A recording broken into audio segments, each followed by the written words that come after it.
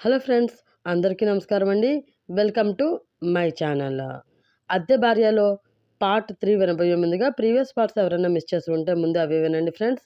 అలాగే first time నా channel చూస్తున్న వాళ్ళు ప్లీజ్ లైక్ చేసి, షేర్ చేసి, సబ్స్క్రైబ్ చేసుకుని మీ సపోర్ట్ నాకు అందించండి. ఇంకా లేట్ చేయకుండా పార్ట్ 3లోకి వెళ్ళిపోదాం, వచ్చేయండి. మెల్లిగా కదులుతూ చేతిలోని తన ఫోన్ వెతికి అలారం ఆఫ్ చేసి ఎప్పుడూ అలవాటుగా ఆ ఫోన్లో వాల్పేపర్గా ఉన్న దేవుడి ఫోటో చూడడానికి చిన్నగా కళ్ళు తెచ్చింది ధాత్రి. కానీ ఆమెకి ఆ ఫోన్లో దేవుడి ఫోటోకి బదులు స్క్రీన్పై ఉన్న నోటిఫికేషన్స్ కనిపించాయి.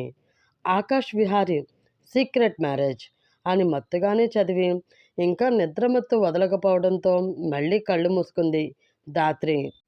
వెంటనే ఆమె బ్రెయిన్ ఆమెకి పెళ్ళైన సంగతి, వాళ్ళంతా చెప్తున్న ఆకాష్ విహారీ మ్యారేజ్ చేసుకున్నది తననే అన్న సంగతి చెప్పడంతో అదిరిపళ్ళు అదిరిపడి కళ్ళు తెరిచి చూసి బెడ్ మీద కూర్చుని తన ఫోన్ లాక్ తీసి ఆ నోటిఫికేషన్ చదవడం మొదలుపెట్టింది ఆమె. ఆ న్యూస్లో మ్యాటర్ అర్థం అవ్వగానే ఆమె చేతులు భయంతో వణకడంతో ఆమె చేతిలో ఉన్న ఫోన్ నేల మీదకి జారిపోయింది. ఆకాష్ రాత్రి నాకు వార్నింగ్ ఇచ్చాడు, ఈ విషయం బయటకు రాకూడదు, వచ్చిందంటే ఊరుకోను అని. నేను కూడా ఎవరికీ చెప్పలేదు. మరి ఈ న్యూస్ ఎలా బయటకు వచ్చింది? Oh my god! ఇప్పుడు ఆకాష్ కనుక ఈ న్యూస్ నేనే లీక్ చేశాను అనుకుంటే ఇంక అంతే. నా పరిస్థితి ఏంటో దేవుడు కూడా అంచనా వేసి చెప్పలేడు. లేదు లేదు, అలా జరగకూడదు. అసలు వాడిని చూస్తుంటేనే చాలా మూర్ఖుల్లా కనిపిస్తున్నాడు. అలా గనక జరిగితే నా ప్రాణాలు తీసేస్తాడు అని ఆమె అనుకుంటూ ఉండగానే ఎవరో ఆమె ఉన్న రూమ్ డోర్ నాక్ చేస్తారు. దాంతో భయంగా అటువైపు చూస్తూ ఎవరు అని అడిగింది ధాత్రి. మేడం, నేను భాగ్యం, మీకోసం సార్ కాల్ చేస్తున్నారు అని చెప్పింది బయట నుంచి భాగ్యం. ఆ మాట విన్న ధాత్రి గుండె ఒక్కసారిగా వేగంగా కొట్టుకోవడం మొదలుపెట్టింది. హా, వస్తున్నా అని ఆమెకి చెప్పి ప్రాణాన్ని గుప్పెట్లో పెట్టుకుని ఒంటి నొప్పుల గురించి కూడా ఏమాత్రం పట్టించుకోకుండా, అసలు ఆలోచించకుండా తన డ్రెస్ వేసుకుని కంగారుగా కిందకి వెళ్ళి ఆ ఫోన్ అందుకుంది ధాత్రి. ఫోన్లో గంభీరంగా, ఈ న్యూస్ బయటికి రావడానికి కారణం నువ్వేనా అని అడిగాడు ఆకాష్. లేదు లేదు, నాకు ఈ న్యూస్కి ఎటువంటి సంబంధం లేదు. ఒకసారి మీరే ఆలోచించండి, ఇలా చేయడం వల్ల నాకు వచ్చే లాభం ఏమిటి? నేను ఒక డీల్ ప్రకారమే మిమ్మల్ని పెళ్లి చేసుకున్నాను.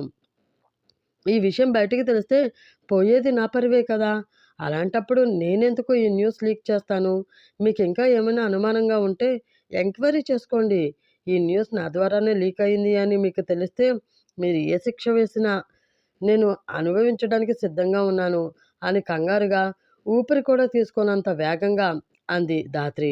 ఆ మాటకి ఆకాష్ నుండి ఎటువంటి రిప్లై రాలేదు. అతని సైలెన్స్ ఆమెలో మరింత భయాన్ని పెంచేస్తుంది. కొంచెం సేపటికి రెస్పాండ్ అవుతూ, నేను ఎంక్వైరీ చేయిస్తాను. ఈ విషయంలో నీ పాత్ర గాని, లేక ఏ రిపోర్టర్కైనా నువ్వే నా వైఫ్ అన్న విషయం గాని తెలిసింది అన్న విషయం నాకు తెలిసిందో, ఆ తర్వాత పరిస్థితి చాలా దారుణంగా ఉంటుంది. వార్నింగ్ టోన్లో చెప్పాడు ఆకాష్. అలాగే ఆకాష్ గారు, ఈ విషయంలో నా ప్రమేయం ఉంది అని మీ ఎంక్వైరీలో తెలిస్తే ఆ మరుక్షణమే నేను మీ ఇంటిని వదిలి వెళ్ళిపోతాను అని చెప్పింది ధాత్రి. ఓకే, నాకు ఫ్యూచర్లో నీ నుండి ఎటువంటి ప్రాబ్లమ్స్ రాకూడదు, అలా రాకుండా నువ్వు చూసుకుంటావు అని అనుకుంటున్నాను. రాకుండా చూసుకోవాల్సిన బాధ్యత కూడా నీదే అని చెప్పాడు ఆకాష్. అలాగే ఆకాష్ గారు, ఆ విషయంలో మీరు నన్ను పూర్తిగా అని ధాత్రి అంటుండగానే లైన్ కట్ అయింది. దాంతో ఫోన్ వైపు నీరసంగా చూస్తూ, కనీసం నా మాట వినేంత ఓపిక కూడా నీకు లేదా అని మనసులో అనుకుంది ధాత్రి. అతని ప్రవర్తనకి ఆమె మనసు చాలా నొచ్చుకుంది. ఆ బాధలో ఆమె ఉండగానే అక్కడికి వచ్చిన భాగ్యం, అమ్మ మీరు ఫ్రెష్ అయ్యి వస్తే టిఫిన్ వడ్డిస్తాను అని చెప్తుంది. అలాగే, ఇప్పుడే వస్తాను అని రూమ్లోకి వెళ్ళి ఫ్రెష్ అయ్యి వచ్చి టిఫిన్ తినేసి ఆమె ఇచ్చిన పాలు వైపు వికారంగా ఫేస్ పెట్టి చూసింది ధాత్రి.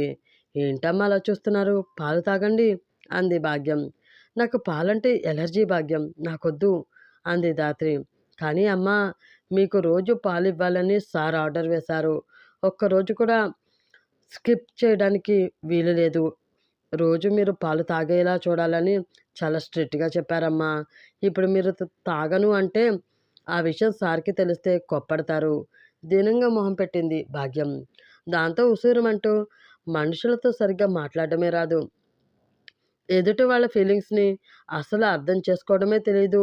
వీడితో సంవత్సరం కలిసి నేను ఎలా ఉండాలో ఏంటో, అంతా నా కర్మ అని మనసులో తిట్టుకుంటూ ఆ పాలు తీసుకుని గట్ గట్టిగా కళ్ళు మూసుకొని ఒక్క గుటకలో మొత్తం పాలు తాగేసి గ్లాస్ అక్కడ పెట్టింది ధాత్రి.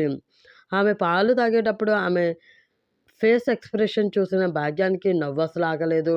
ఆమె చిరుకోపంగా చూస్తూ, "నాకు ఆఫీస్‌కి టైం అవుతుంది. నేను వెళ్తున్నాను" అని డోర్ వైపు వెళుతూ ఏదో అనుమానం రావడంతో అడుగులు ముందుకు వేయకుండా అక్కడే ఆగిపోయింది ధాత్రి. ఆకాష్ గారికి సీక్రెట్ మ్యారేజ్ జరిగిందని అందరికీ తెలిసిపోయింది. కాబట్టి బయట రిపోర్టర్స్ కాపు కాసి ఉంటారు. ఇప్పుడు వాళ్ళందరి ముందు నేను బయటికి వెళితే ఇంకేమైనా ఉందా? నా బ్రతుకు సముద్రంలో చేపలు పట్టుకుని అమ్ముకుని బ్రతకడానికి కూడా వీలు లేనంత ఘోరంగా తయారైపోతుంది అని మనసులో అనుకుని ఏం చేయాలా అని ఆలోచిస్తూ ఉంది ఆమె. లేదు, రిస్క్ తీసుకుంటే బ్రతకడం కష్టమైపోతుంది అని మనసులో అనుకుని ఆ ఇంటి బ్యాక్ డోర్ నుండి బయటికి వెళుతూ ఒకటికి 2 సార్లు అక్కడ ఎవరూ లేరు అని కన్ఫర్మ్ చేసుకుని ఇల్లు దాటి బయటికి వచ్చిన ఆమెని ఒక్కసారిగా చుట్టుముట్టేశారు రిపోర్టర్స్ అంతా. వారందరినీ చూసిన ధాత్రి షాక్తో వణికిపోయింది. వారు ఆమెని ఎటూ పోనివ్వకుండా చుట్టుముట్టి తమ ప్రశ్నలతో ఆమెపై దాడి మొదలుపెట్టారు. మీకు ఆకాష్‌కి పరిచయం ఎక్కడ జరిగింది? మీది ప్రేమ వివాహమా? లేక పెద్దలు కుదిర్చిన వివాహమా? అసలు మీ పెళ్ళిని ఎందుకు సీక్రెట్‌గా దాచాలి అని అనుకుంటున్నారు? దాని వెనక కారణాలేమిటి? రకరకాల ప్రశ్నలతో ఆమెను వేధిస్తూ ఉన్నారు వారు. కొందరైతే ఆమె ఫోటోస్ తీసుకుంటూ ఉన్నారు. అయిపోయింది. అనుకున్నదంతా అయిపోయింది. ఆకాష్ విహారీ అంటూ రేపు ఏ పేపర్‌లో అయినా ఏ మీడియాలో అయినా నా ఫోటో రావడం ఆ రాక్షసుడు చూశాడంటే ఇంకంతే, నా ఫోటోకి దండే అని మనసులో అనుకుని ఎటు పారిపోవాలో అర్థం కాక అయోమయంగా చూస్తూ ఉంది ఆమె. చెప్పండి మేడం, మీకు పెళ్లి గురించి ప్రేక్షకులు తెలుసుకోవాలని ఎంతో ఉత్సుకతతో మా ఛానల్ చూస్తూ ఉన్నారు. వారి కోసం మీరు నోరు విప్పి మీ భర్త అయిన ఆకాష్ విహారీ గారి గురించి, మీ ప్రేమ గురించి, మీ పెళ్లి గురించి అందరికీ తెలిసేలా చెప్పండి అని అడిగాడు ఒక రిపోర్టర్. సచ్చినోడా! అసలే టెన్షన్‌తో తెగులు వచ్చిన కోడిలా నేను కొట్టుకుని చస్తూ ఉంటే, ఇక్కడ నీకు ఏం చెప్పాలిరా? అసలు మా పెళ్ళి ఎందుకు, ఎలా జరిగిందో తెలిస్తే నువ్విక్కడే గుండాకి చస్తావు వెధవా! అని మనసులో తిట్టుకుంటూ బ్రెయిన్‌కి పదును పెట్టిన ఆమెకి ఏదో ఐడియా రావడంతో వెంటనే వెనక్కి తిరిగి చూసింది. అక్కడ భాగ్యం నిలబడి ఏం జరుగుతుందా? మేడం ఎలా తప్పించుకుంటారా అన్నట్లు అయోమయంగా వీళ్ళ వైపు చూస్తూ ఉంది. అమ్మా భాగ్యం, ఈ సమయంలో నువ్వు భాగ్యంలా కాకుండా మా ఊరి గ్రామ దేవతలా వచ్చి నన్ను ఆదుకుంటున్నావా బంగారం అని మనసులో అనుకుని, అయ్యో నన్ను క్షమించండి మేడం, ఏదో తెలియక మీ ఇంట్లోకి వచ్చేసాను. ఇంక ఎప్పుడు ఇది రిపీట్ చేయను. దయచేసి నన్ను వదిలేయండి భయపడుతున్నట్లు నటిస్తూనే వణుకుతున్న గొంతుతో చెప్పి భాగ్యాన్ని అర్థిస్తూ చిన్నగా కన్ను కొట్టింది ధాత్రి. ముందు ఆమె ఎందుకు అలా అంటుందో అర్థం కాకపోయినా తర్వాత ఆమె ఆలోచన అర్థం చేసుకుని, నీతో మాట్లాడేది ఏమీ లేదు అమ్మాయి. అసలు ఇది ఎవరి ఇల్లు తెలిసి కూడా ఈ ఇంట్లోకి చొరబడి ఇల్లంతా సోదా చేయాలని ప్రయత్నించిన నీతో మా సారు వాళ్ళ లాయరు వచ్చి మాట్లాడతారు. వాళ్ళని లీగల్గా ఎదుర్కోవడానికి నువ్వు సిద్ధంగా ఉండు కళ్ళతోనే బెదిరిస్తున్నట్లు చెప్పింది భాగ్యం. అయ్యో మీరు అలా చెయ్యొద్దు, మీరు అలా చేస్తే నా ఉద్యోగం పోవడంతో పాటు నేను రోడ్డు మీదకి వచ్చేస్తాను. ప్లీజ్ నా మాట వినండి అని బతిమలాడుతూ ఉంది ధాత్రి. వారి సంభాషణ వింటున్న రిపోర్టర్స్కి అక్కడ ఏం జరుగుతుందో ఏమీ అర్థం కాక జుట్టులు పీక్కుంటూ ఉన్నారు. అప్పుడే ధాత్రి నువ్వా అన్న వాయిస్ ఆ రిపోర్టర్స్ మధ్యలో నుంచి వచ్చింది. ఆ పేరు వినగానే ధాత్రినా అంటూ ఆమె మొహం ఒకరి వైపు ఒకరు చూసుకున్నారు రిపోర్టర్స్. ఆ పిలిచిన వ్యక్తి క్రియేటివ్ న్యూస్ అనే ప్రముఖ న్యూస్ ఛానల్లో పనిచేస్తున్న రిపోర్టర్. అవును, తను ధాత్రి, మా ఛానల్లోనే న్యూస్ రిపోర్టర్గా పనిచేస్తుంది అంటూ విషయం చెప్పాడు ఆ వ్యక్తి. దాంతో అందరి మొహాల్లోకి నీరసం వచ్చి చేరడంతో, ఏం పిల్లవమ్మ తల్లి నువ్వు, రాత్రి నుంచి ఆకాష్ గారి వైఫ్ బయటకు వస్తారేమో, ఆమె ఫోటో తీసి మా ఛానల్ టీఆర్పీని పెంచుకుందామని ఇక్కడే ఎవరికి కనిపించకుండా దాక్కుని కాళ్ళు పీకిస్తున్న, కనీసం సుస్సుకి కూడా వెళ్లకుండా ఎదురు చూస్తూ ఉన్నాం. నీ ఎంట్రీతో మొత్తం నాశనమైపోయింది చిచి అంటూ ఆమెని తలో మాట అంటున్నారు. మీరు ఎన్ని తిట్టుకున్నా నాకు ఫరక్ పడదు. ఎందుకంటే ఆ రాక్షసుడి చేతిలో నా చావుని తప్పిస్తూ ఉన్నా మీ తిట్లు సుప్రభాతం అంత తీయగా వినిపిస్తున్నాయి నాకు అని అనుకుని చిన్నగా నవ్వుకుని క్యాబ్ రావడంతో అది ఎక్కి న్యూస్ ఏజెన్సీ వైపు వెళుతూ ఉంది ధాత్రి. అలా వెళుతూ ఉండగా దారిలో ఆమె ఫోన్ రింగ్ అయింది.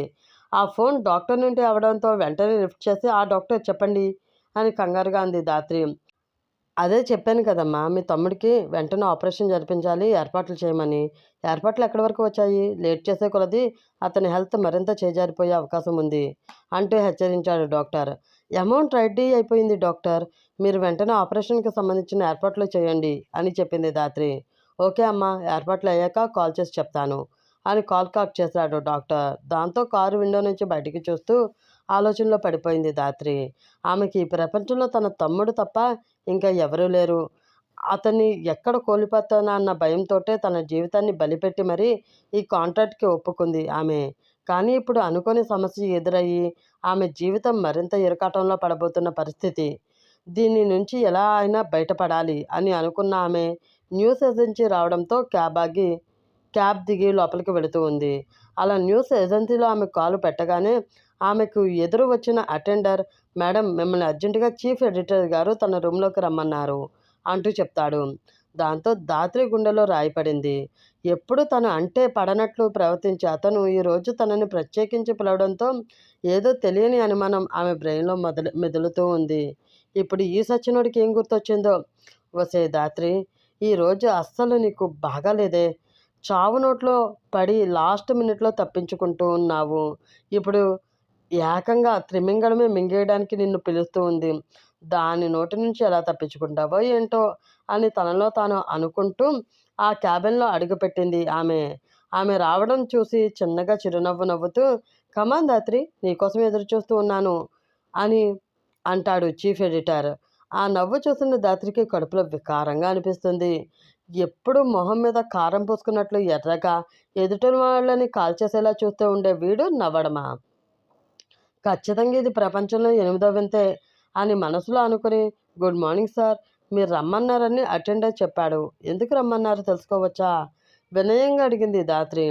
"అది ధాత్రి, ఈ ఆఫీస్లో అందరికన్నా చాలా బాగా పనిచేసే ఎంప్లాయ్ ఎవరు అంటే నేనే అంటూ ఓ తెగ ఫీల్ అయిపోతూ ఉంటావు కదా, అందుకే నీకు ఒక ఇంపార్టెంట్ వర్క్ అప్పచెప్దామని పిలిచాను" అన్నాడు ఎడిటర్.